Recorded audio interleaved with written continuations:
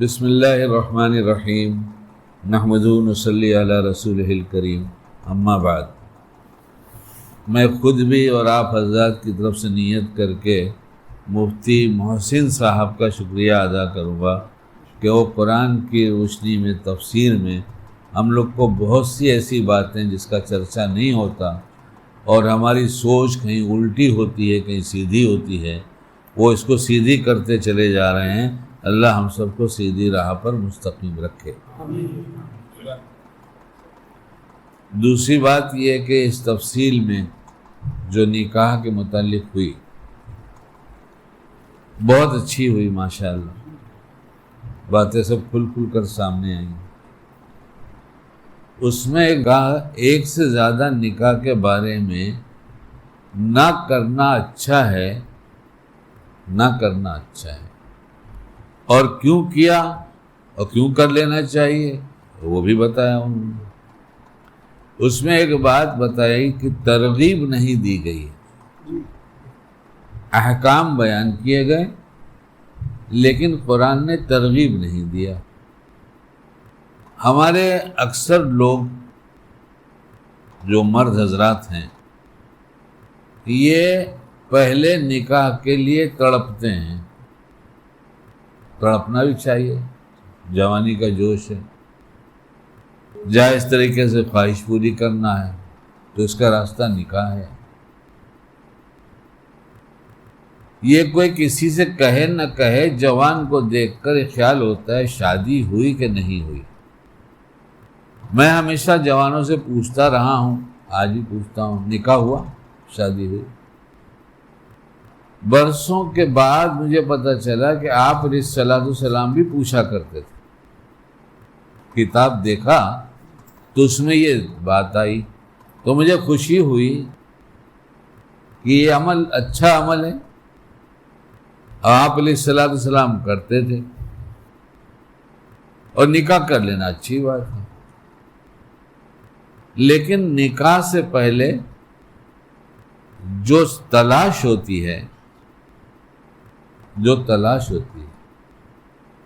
اس تلاش میں نہ جانے کتنوں کے دل توڑے جاتے ہیں۔ اور دوسرا، نکاح نہ کرنے کی مصلحت بیان کرنے میں ایک مصلحت یہ ہے کہ انصاف کرنا، اور اگر تم نے انصاف کیا بھی تو تمہارے دوسرے نکاح سے پہلی بیوی کو تکلیف پہنچے گی، اس لیے نہ کرو تو زیادہ اچھا ہے۔ 40 سال کے تقریباً آس پاس ہوا ہوگا، کچھ ہمارے ہمارے دوست لوگ بیٹھے تھے تو ہم نے پوچھا کہ بھائی دوسرا نکاح کس کا ارادہ ہے؟ تو انہوں نے ہمارا کسی کا نہیں ارادہ ہے۔ جو لوگ وہاں تھے ان سے پوچھا، آپ سے نہیں پوچھ رہا ہوں، آپ کا جواب دوسرا ہو سکتا ہے، میں پوچھ بھی نہیں رہا ہوں۔ تو ہم نے کہا کیوں نہیں کر رہے ہیں؟ تم کہہ رہے نہیں ارادہ نہیں ہے، تو کیوں نہیں ارادہ ہے؟ تو چپ تھے۔ تو میں نے کہا تم مجھ سے ہی پوچھ لو کہ تمہارا کیا ارادہ ہے۔ تو انہوں نے کہا تم بتا دو تمہارا کیا ارادہ ہے۔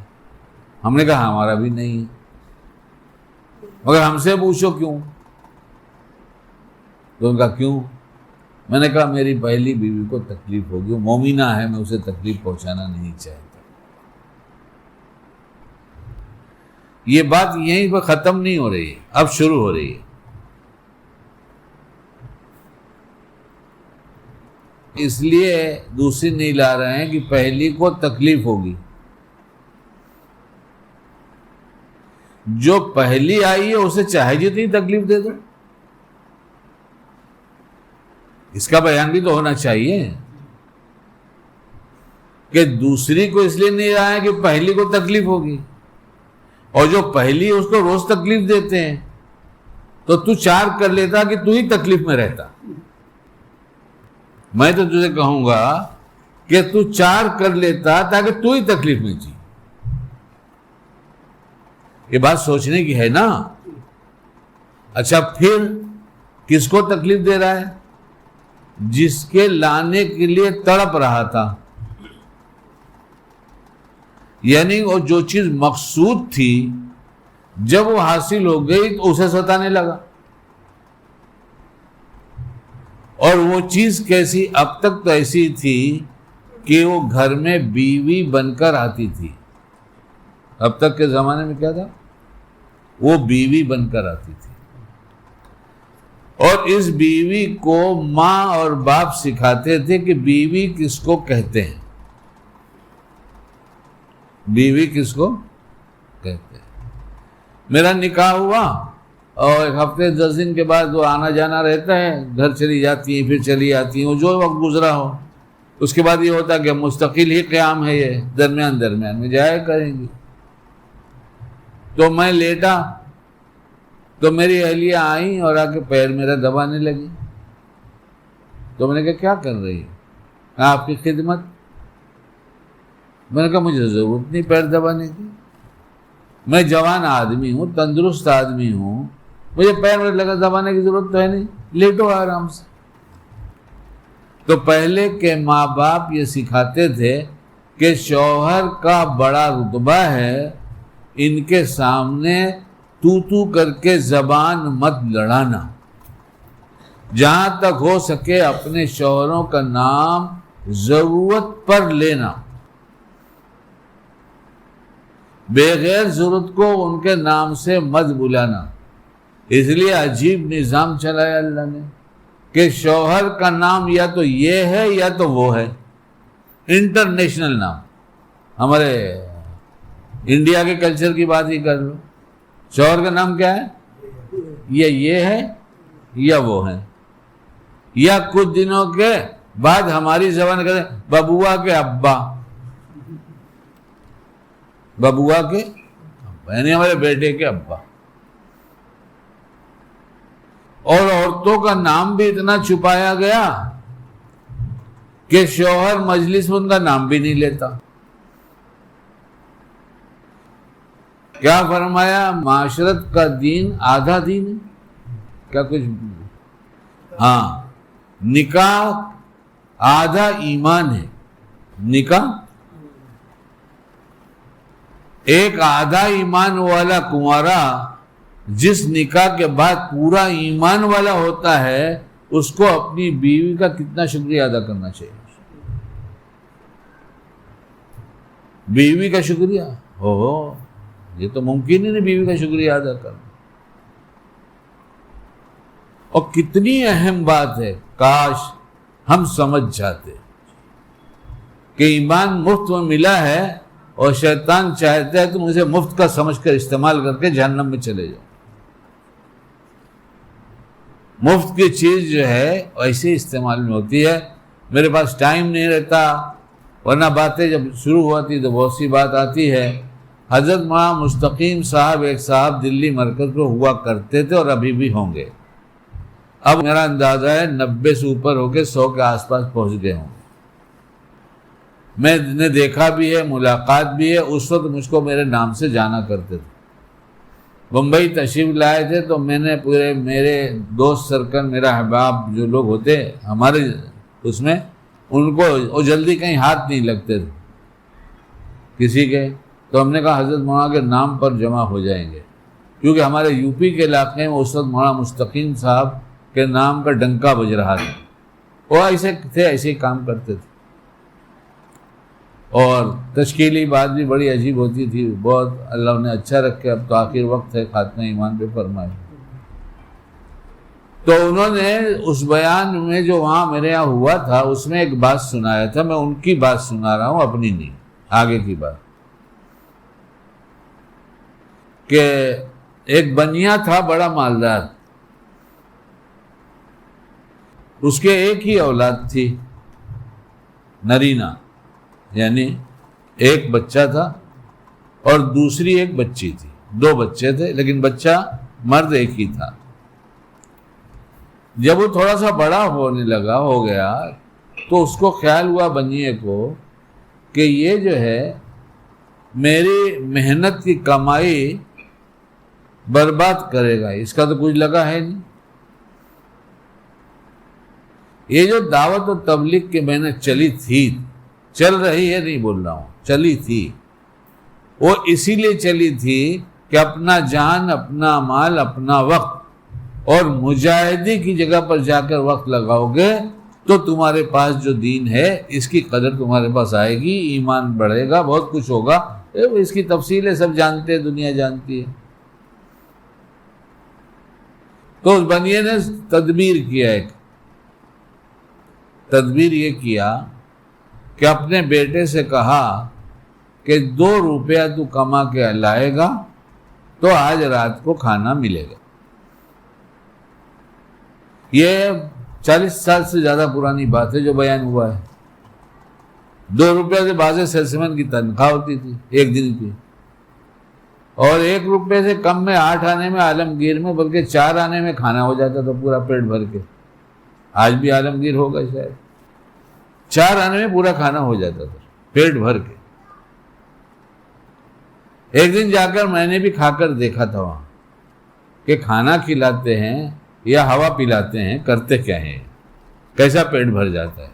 تو واقعی پیٹ بھر کے کھایا، اور ایسی گرم گرم تندوری، اور ایسا وہ جس کو ٹھوکو تو گودا نکلتا ہو، ایسی ڈش بھی ملتی تھی۔ لیکن جس زمانے میں بنیا تھا اس زمانے میں عالمگیر نہیں تھا، کھانا تو اس کو گھر پہ ہی کھانا تھا، اور باپ نے شرط لگایا 2 روپیہ لائے گا ہم کو دے گا تو تجھے کھانا ملے گا۔ اب وہ نازک سا بچہ، اور ایسی پرورش اس کو ہوئی مالداروں میں، تو اس نے اماں سے کہا کہ 2 روپیہ دے دو۔ اماں کا لاڈلا بیٹا، اس نے دے دیا۔ رات کو کھانا کھانے بیٹھا تو بنیا نے کہا کہ 2 روپیہ 2 دے تو پھر کھا۔ اس نے فوراً کہا یہ لیجیے 2 روپیہ۔ تو باپ نے کہا کنواں ہے، پہلے گھروں میں کنواں بھی ہوا کرتا تھا، اس میں ڈال دے۔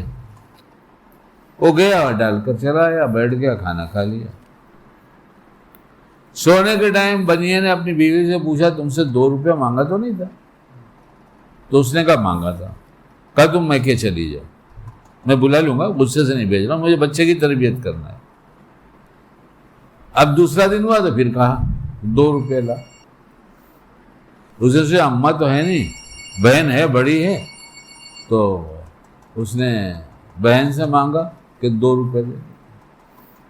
اس نے بھائی سمجھا، میرا بھائی ہے، اس نے 2 روپیہ دے دیا۔ میں آپ کو قصہ نہیں سنا رہا ہوں، بڑوں سے سنی ہوئی عبرت کی بات بتا رہا ہوں۔ تو بہن نے دے دیا۔ کھانا کھانے بیٹھا تو باپ نے وہی سوال کیا، اس نے 2 روپیہ دیا، باپ نے کنویں میں ڈال دیا، اس نے ڈال دیا۔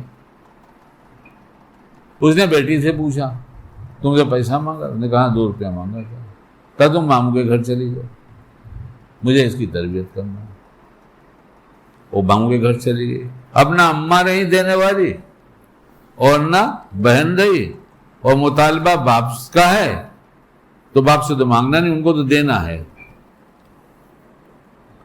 اس نے سوچا کہیں سے لانا چاہیے، قریب میں اسٹیشن تھا، تو وہاں گیا۔ جب گاڑی آئی تو پیسنجر اترا، تو پیسنجر سے پوچھا کہ سامان اٹھا لوں صاحب؟ کتنا لوگے؟ تو نہ اس کو زیادہ چاہیے تھا نہ کم چاہیے تھا، 2 روپے چاہیے تھا۔ اس نے کہا 2 روپے۔ پیسنجر نے کہا 2 روپے تو بہت ہوتا ہے، اس کا 1 ہی روپیہ ملے گا تم کو۔ ہاں 2 روپے تو بہت ہوتا ہے، 1 روپیہ دے دیں گے۔ لڑکے نے سوچا کہ اگر میں نہ ہاں کروں گا تو 1 بھی چلا جائے گا، ایک دفعہ پہنچا کے جلدی رکشے تک پہنچانا ہے، بیٹھ جائے گا، میں واپس بھاگ کر آؤں گا، کسی دوسرے پیسنجر کو پکڑ لوں گا۔ اس نے کہا اچھی بات ہے، اٹھایا تو کبھی تھا نہیں۔ اب وہ رکشے تک باہر پہنچتے ایک دم نڈال ہو گیا، تو اس نے کہا کہ دوسرا تو اٹھا نہیں سکتا میں۔ اچھا چلو ابا اپنے 2 دن میں نے 2 روپیہ دیا تھا، ایک دن 1 روپیہ دے دوں گا۔ اب رات کو جب بیٹھا کھانا کھانے، باپ نے کہا 2 روپیہ لا۔ اس نے کہا کہ ابا آج 1 ہی روپیہ ہے۔ کب کوئی بات نہیں، کنویں میں ڈال کے آ۔ تو کہنے لگا اتنی محنت سے لایا ہوں کنویں میں ڈال دوں؟ ایسے ہی ہمارا محنت سے ایمان نہیں آیا، ہم کنویں میں ڈال رہے ہیں، دریا میں بہا رہے ہیں، باتھ روم میں بیٹھ کے بہا رہے ہیں، موبائل دیکھ کر خراب کر رہے ہیں، سارا ایمان خراب ہو گیا محنت کے بغیر آیا ہے۔ اور جسے بیوی بنا کے لائے وہ آتی ہے تو ایمان مکمل ہوتا ہے۔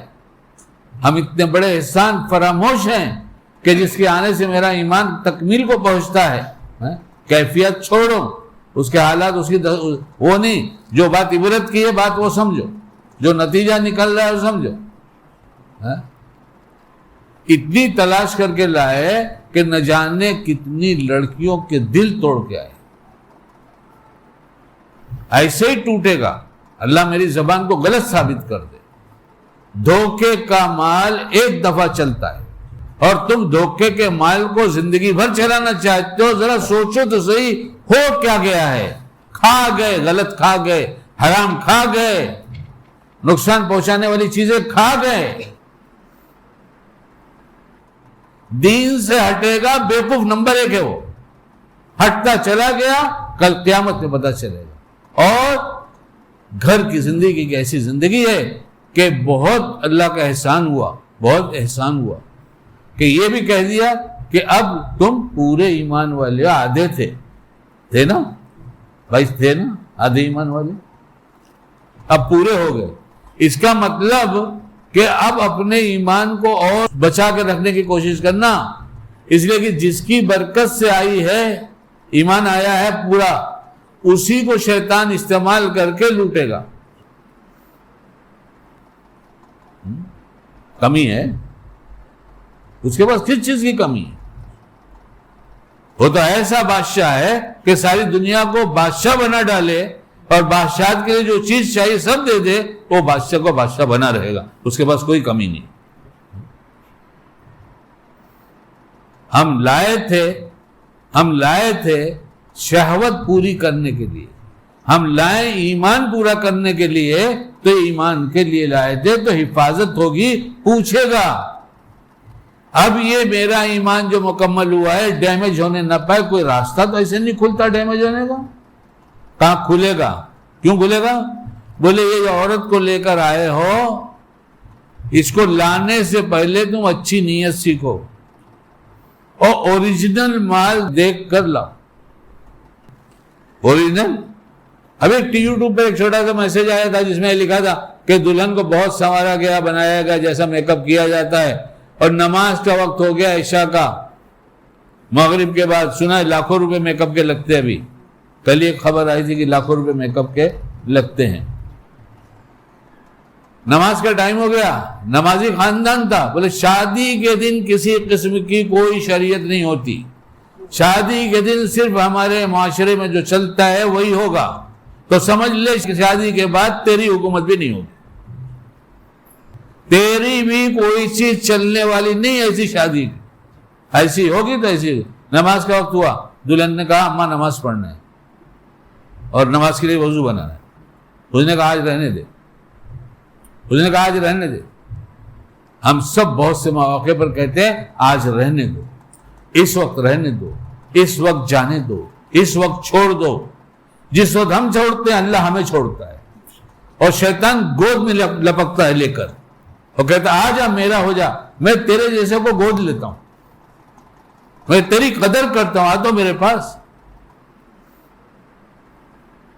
اس لڑکی نے کہا یہ تو نہیں ہو سکتا، جس نکاح کے دن ہم نماز چھوڑ دیں گے ہماری زندگی تو برباد ہو جائے گی۔ بڈھی اور بڑے لوگ رسموں کے پکے ہو جاتے ہیں، اور چھوٹے ان کے ڈر سے رسموں پر عمل کرتے ہیں۔ جتنوں کا نکاح نہ ہوا سب پوچھو تلاش کیسے کیا جائے، اور ہے میرے سے بیانات ہے بہت کہ جا کے بیوی کی تلاش میں کیسے جایا جائے، کیسے دیکھا جائے، کون سا مال دیکھا جائے، نقلی دیکھا جائے، میک اپ والا دیکھا جائے۔ جب میک اپ کا دھوکہ کھا کر آئے تو یہ تم نے ایسی چیز لایا جو تمہیں دھوکہ دیتی رہے گی، تم بھول جاؤ اس کو، تمہارا سیانہ پن چلے گا بمبئی کا، ایسے جادو میں اتارے گی۔ جادو مطلب ایسا فن جانتی ہے، جادو نہیں کہ تم کہو کہ جادو کر دیا کیا ہم پر، اس لیے تم راضی تھے نقلی مال پر، جب نقلی مال پہ راضی تھے تو یہ ہونے کا ہے۔ اب سے اب ہم اپنی بیویوں کی قدر کر لیں کہ ہم انہیں محسنہ سمجھیں کہ تیرے یہاں سے ہمارا ایمان کامل ہوا، اور واقعی کامل ہوتا ہے۔ اگر بیوی آئے اور اچھی بیوی آ گئی، اچھی بیوی کون سی ہے؟ جو زبان نہ لڑائے شوہر سے، اس کی ایک بات کا جواب دے سکتی ہے مگر خاموش ہو جائے، اس کا نام بیوی ہے۔ جو اپنے شوہر کے لائی ہوئی چیزوں پر قناعت کر کے بیٹھی رہے، گھر کے ضروری سامان کی بات نہیں کر رہا ہوں، اس کی خواہش کو پوری کرنے کے لیے فلاں چاہیے فلاں چاہیے فلاں چاہیے، جو فرمائشوں کی فہرست نہ پیش کرتی ہو وہ اس کی بیوی۔ اور ماں باپ یہ سمجھا کر بھیجتے تھے ایسی بھی بچیوں کو کہ تمہیں جا کر ایسے رہنا ہے۔ میرے خسر نے بھی میری بیوی کو بھیجتے وقت ایک نصیحت کیا تھا اور کہا بیٹا ایک ہی نصیحت کر، صبر سے جی لینا، صبر سے جی لینا، ایک دن صبر نہیں، صبر سے جی لینا۔ میرے ایک جاننے والا وہ دوست جو 68-69 میں ملاقات ہماری ہوئی تھی، ہم لوگ ہم عمر تھے، وہ ابھی بہت دنوں کے بعد، برسوں کے بعد آیا۔ اس نے مجھ سے ایک سوال کیا، 2 سوال کیا تھا، پہلا نہیں بتانا چاہ رہا تھا لیکن کہہ ہی دیتا ہوں۔ بولے تو رات میں کچھ پڑھا کرتا تھا، وہ پڑھتا ہے کہ نہیں؟ اب دونوں بڈھے ہو رہے ہیں، وہ میرے اس جوانی کی بات کر رہا ہے، کہتا تو پڑھتا ہے کہ نہیں؟ میں نے کہا چھوڑنا یار، اللہ کی مہربانی اب تک تو چل رہا ہے۔ پھر دوسرا سوال کیا، یہ بتا تیرا غصہ کتنا ابھی بڑھا، کتنا ہے؟ وہ جب اتنا تھا، اب تیری عمر بڑھ گئی تو تیرا غصہ بھی تو بڑے شباب پر ہوگا۔ میں نے مسکرا کر کہا وہ تو چلا گیا۔ 70 میں صبر والی بیوی کو لے کر آیا، اس کے صبر نے اتنا متاثر کیا کہ غصہ چلا گیا۔ رات دن جو میں غصے کا بیان کرتا ہوں، میرا غصہ بھگانے کے لیے کرتا ہوں، پھسل مت جانا شکیل۔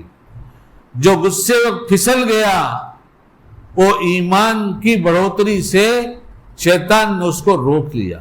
یہ غصے کا وقت تھا، جس سے صبر کرتا تو اس کا ایمان بڑھ جاتا، اور صبر کرتا تو ایمان بڑھ جاتا۔ لیکن یہ جس وقت غصہ کرتا ہے، اس کے پاس اپنی پونجی بھی کا لاس ہو جاتا ہے، اس کے پاس جو ایسٹس ہوتے ہیں وہ بھی کم ہو جاتے ہیں، ایمانی اثر۔ اس لیے اللہ کے خزانے میں عقل کی کمی نہیں تھی، تھوڑی سی جذباتی عورت دے کر، تاکہ صبر سے ہٹ کر کچھ زبان سے ایسی بات کر دے جو شوہر کو بری لگ جائے۔ تو پہلے باپ نکاح کرتا تھا تو کہتا تھا صبر سے جی لینا، اور شوہر کا نام بھی مت لینا، شوہر کی مرضی کے بغیر گھر چھوڑ کے مت جانا۔ یا تو کبھی بھی برقع اٹھائیں چلی، کہاں گئی؟ امی کہاں گئی؟ اگر شاپنگ کے لیے گئی۔ اچھا امی شاپنگ کے لیے گئی، تیرا باپ مر گیا کیا؟ بولے نہیں، میں ڈگری ہولڈر آئی ہوں اور بیوقوف بنا کر آئی ہوں، اب یہ پوری زندگی اس کو بیوقوف بناتی رہوں گی، اور تم لوگ جس کو ایسا کرنا وہ بنتا رہے گا۔ اللہ تعالیٰ ہم سب کو کہنے سے زیادہ عمل کی توفیق دے۔